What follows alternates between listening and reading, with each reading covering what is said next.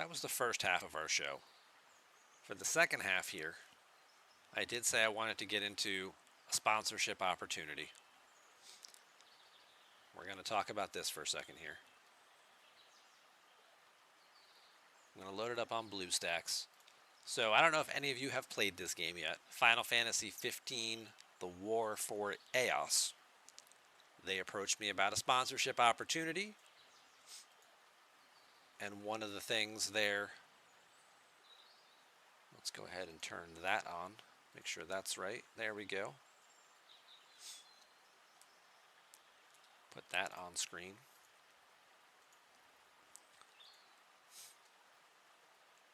So this particular game is different from traditional old school Final Fantasy games.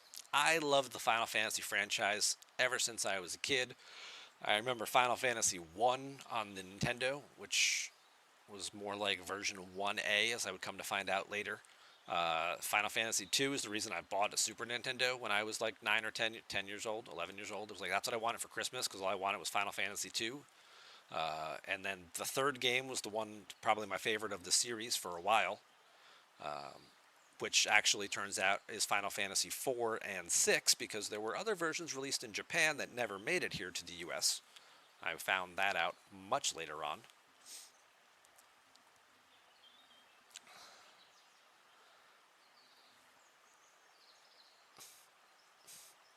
Oh, there's music.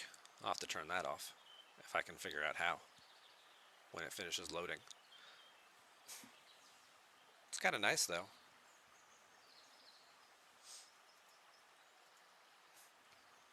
Let's go find my settings.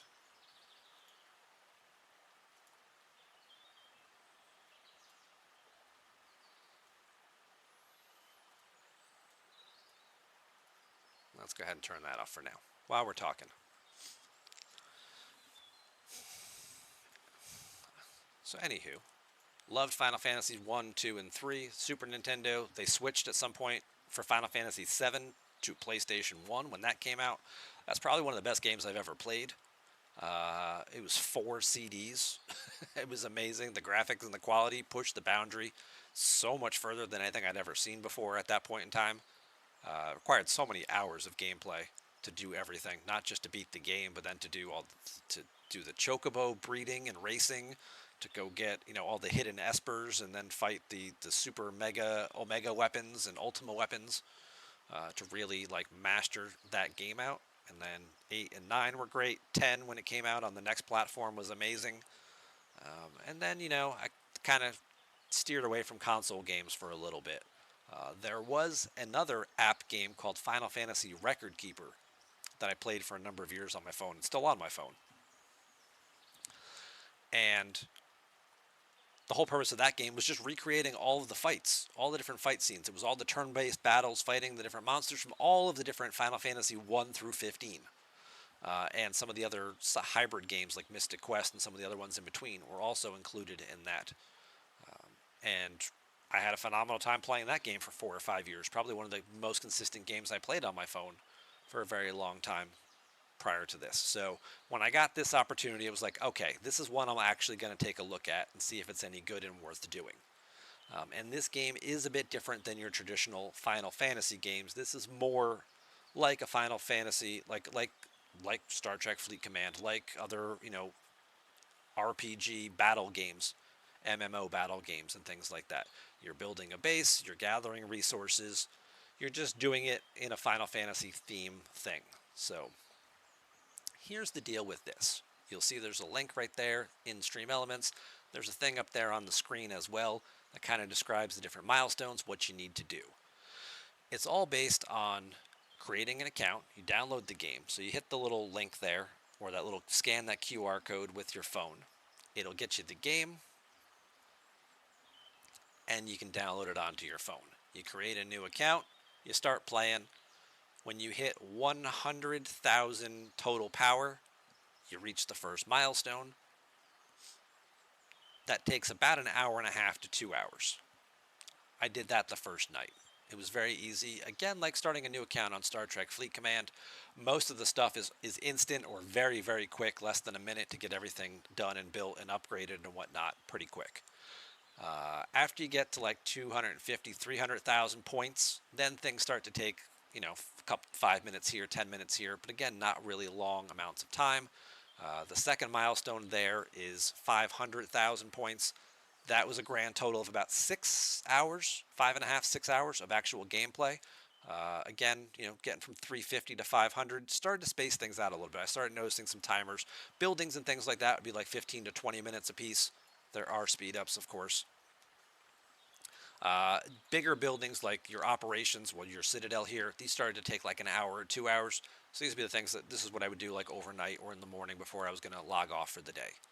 Um, are we sure this is the Final Fantasy? Yeah, it's never the Final Fantasy, right? This is the final series of fantasy gameplay, is what it is, because everything else is just a carbon copy of this or a poor man's version of this, right? So, this is a mobile only game, so you would download it on your phone. You can download it and play it through BlueStacks as well. I did have to download a different version of BlueStacks in order to get the game to launch. It wouldn't launch on the version I normally use for Star Trek Fleet Command. But here's the deal now with this sponsorship. If I hit all of the different metrics and milestones and things like that that they're offering, which I think would require like 90 people to sign up and create accounts and reach the first milestone, and 40 of those people to carry on and hit the second milestone, they are willing to pay me like $1,200, which I think is a pretty good deal. But I'm not just going to take that $1,200 because it's not just me getting there. It would be us getting there. So if I earn whatever money I earn, whether it's $50 or $1,200 from doing this whole event, half of it is going back to the community. Whether it's random giveaways I'm doing, when I'm giving out Amazon gift cards, maybe I'll buy, a Rev Do shirt, an Ultimate DJ shirt, mug, whatever, give them out on the channel, spread the love around to some other content creators. Whatever the case may be, half of whatever we earn over the next, I think there's 5 or 6 days left in this thing. You want to help? Must you get this on the mobile? Yes, you have to. You have to use the QR code that's right there in the screen on the right hand side. That overlay that you'll see that's kind of right about here. Down a little bit, right about there. So if you scan that QR code with your phone, or you click the link that's in the chat, if you open this little web browser here, so if in the chat there's a link. If you click that link, it'll just bring you to this page, which will have a bigger QR code for you to then hold your phone up to and scan it.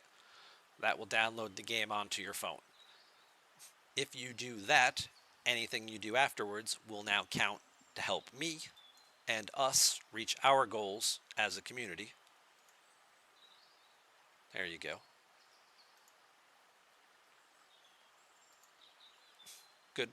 Good point, Retro, to go ahead and pin it. And like I said, half of the money I earn from this, we're going to give back to the community, because I know I can't reach there and can't get there by myself. So you help me, I help you. So that's the deal.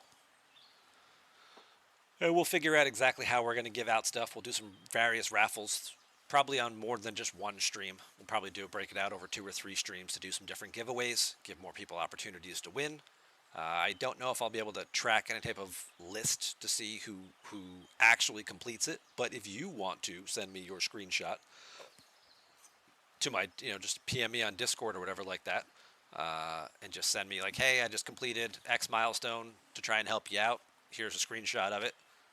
Maybe we'll do certain things just for people who do it, and then maybe we'll do 1 or 2 other random giveaways just for everybody who's involved.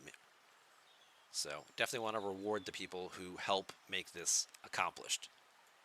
So there's that. Let's talk about the actual game, which I know is kind of hard to see because this is kind of the mobile device here. So you have your citadel. This is your operations center. This is where, everything else is sort of tied to that. You have resources in the game. You have food. You have stone. You have, other minerals and things like that. You need them for different types. You have your generators that you build, very similar to Star Trek Fleet Command and other games in that aspect where you have your different resource generators. You have your buildings where you will build and train different types of troops that you will use for combats. This is my cavalry barracks. So I'm training a cavalry. It takes me an hour and 15 minutes to train one of those units. Over here I can train a ranged unit.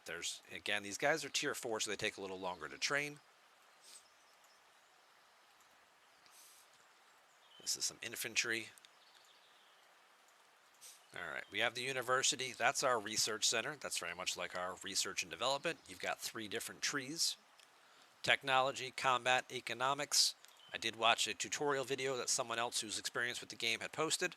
They were saying basically do the technology one first because this is going to speed up all of your other things in terms of how many troops you can train. The ones in the middle are the ones you want to do the most because these are the ones that speed everything up. And then the outside ones you kind of just want to do like the first one of each, so then you can unlock the next one and then do the 3 in the middle. Because this is going to improve your marching slots, engineering improves your building construction speed, and all that kind of stuff. So we're just going to do, see, the research only costs about 5 minutes or so. Everything in this game is scaled significantly lower than what we see in Star Trek Fleet Command, right? Everything significantly lower. Which is good because it's actually like a real number. So when you're looking at a research and it's like, oh, this is going to make your thing faster, well, it's improving it by 3%. It's not improving it by like 75 or 100% or whatever of the value, which is some overblown, ridiculous number to begin with. It's like, no, it's an hour and it just went down 3%. Like, they're all real numbers, like realistic numbers, which I do like very much. Is it similar where the resource generators are worthless? No, these resource generators actually do seem to have a function so far. So far, they definitely seem to have a function. I mean, obviously there are things that you're going to do that, because there are daily quests, again, like Fleet Command. Do some daily quests, hit different milestones. Yeah, people giving helps. People give helps in your alliance. If you're in an alliance, that'll help speed up your timers as well. Here's another fun little interesting thing. So your daily quests, they're not set on a static clock. It's 24 hours from when you create your account. So if you all created your account right now, your daily timer would reset 24 hours from right now. Which is interesting. Because that's your daily period. So you'll see your little countdown timer right here, which tells you when it resets. And then every day you have to claim, do certain things, complete a research, open a chest, level up a hero, train some soldiers, all these different things which give you different rewards. There are also different base missions in here, all for reaching different building levels that also then pay you out different rewards. So upgrading your farm, which is what gives you your food, one of the 3 resources that you need for building and training troops. You can go out and get those types of things.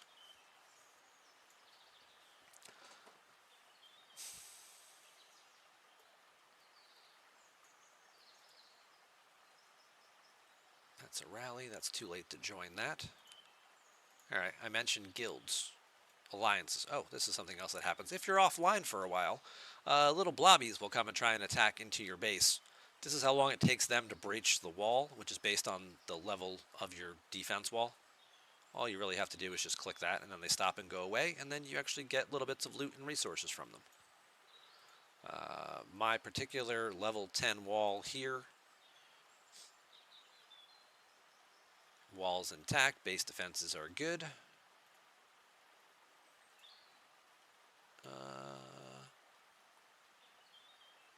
Looks like it takes 8 hours or so to breach. So if I'm offline for more than 8 hours, those little blobby things will breach my wall and they'll run into my base, which I think just means I stop producing stuff. I don't know exactly what happens then because I came in, I saw them attacking my base, and I just clicked on them and killed them, and then everything went right back to normal. So I'm only assuming, I mean, maybe I lost some resources. I don't know for sure. But I'm only assuming that they were just a little minor nuisance and not a big deal. I do know there is a PvP component to this game because you can look on the world map and you can see other players' bases. And it does tell you your base is shielded right now because when you create a new account, you're shielded for like 3 days or something like that. And if I zoom out, like sometimes you can see other players on the map and see their bases. And you can move your base around and stuff too. There we go. Like here's another player's base is right there. Like I could go check this guy's base out, but if I do, it's going to drop my shield. Which I don't want to do yet because I like having my shield. But I could scan his base, and then I guess I could see his defenses, and then I could probably go attack him if he's not shielded, and take some of his resources. So there is a PvP component like that aspect as well. Hi Spiker Z, welcome on in.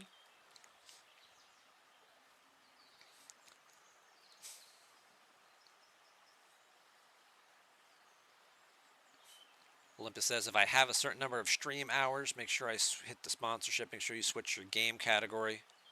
They might require that. Let's see if I edit this now. From this to...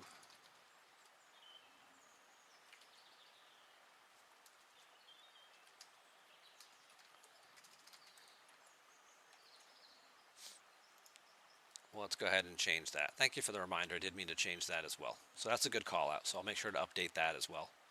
Which might also kick me off the STFC website if I was there as well. So now people don't get ticked off about that.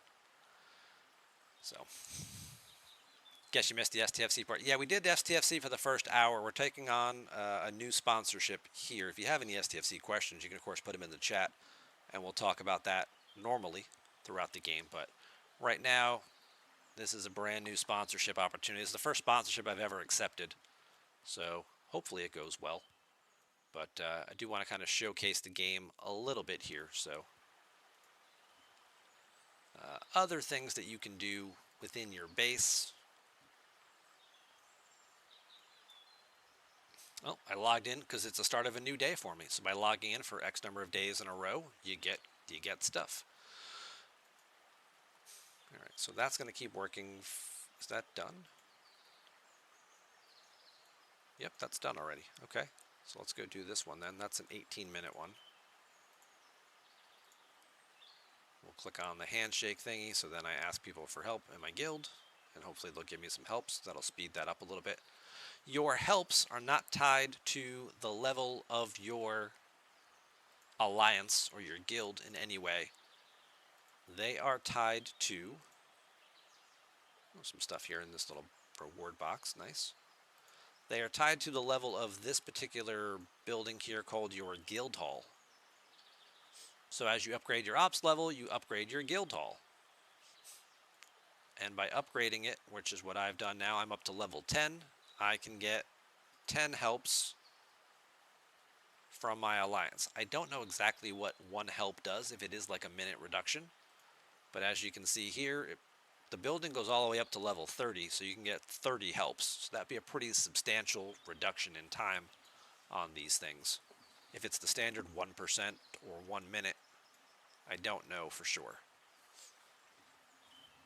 So,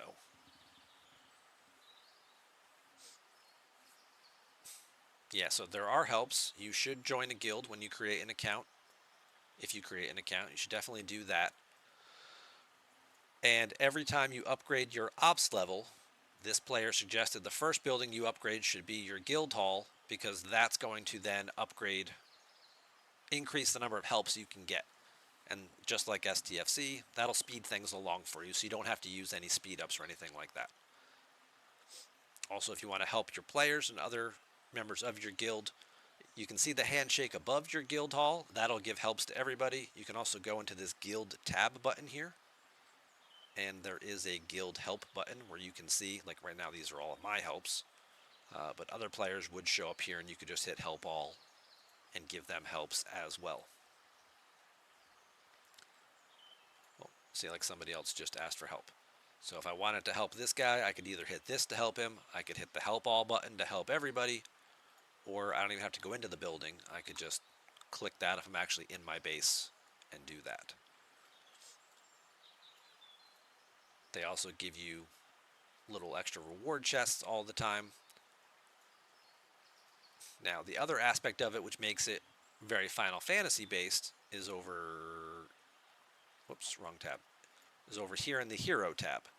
So these are all characters that were in the Final Fantasy 15 game. So if you played the original game, because I guess this is a spin-off of that, takes the story a step further.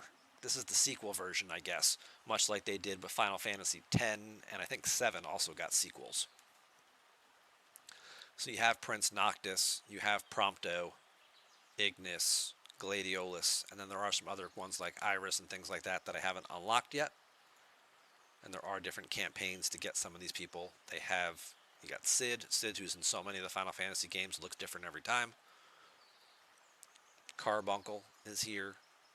Aranea is here, so all kinds of different characters. So this is where you're getting your Final Fantasy storyline and feel of things from.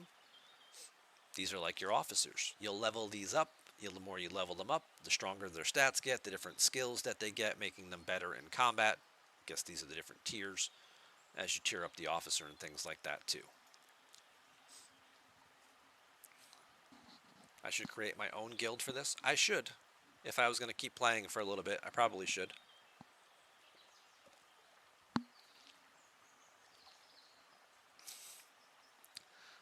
As it stands right now, I joined with another Twitch streamer named Nikki Muffin. And this is the guild that I'm in. I'm in this person's guild. There's about 10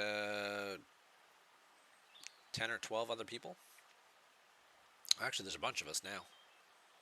A bunch of people have recently joined this guild. There were only like 10 of us yesterday, so this is pretty good that there's quite a few people in here now. So again, increases the opportunity to get helps. Actually, it's full. Oh, look at that. You've been mixing up Final Fantasy and Kingdom Hearts in your mind for years? Okay.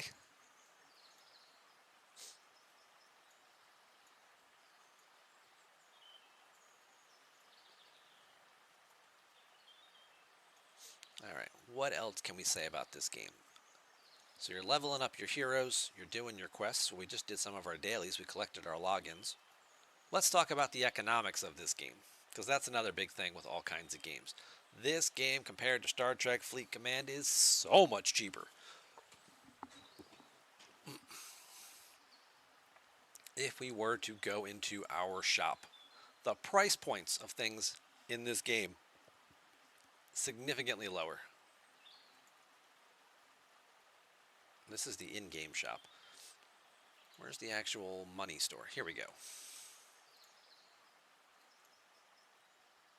So, additional build queue.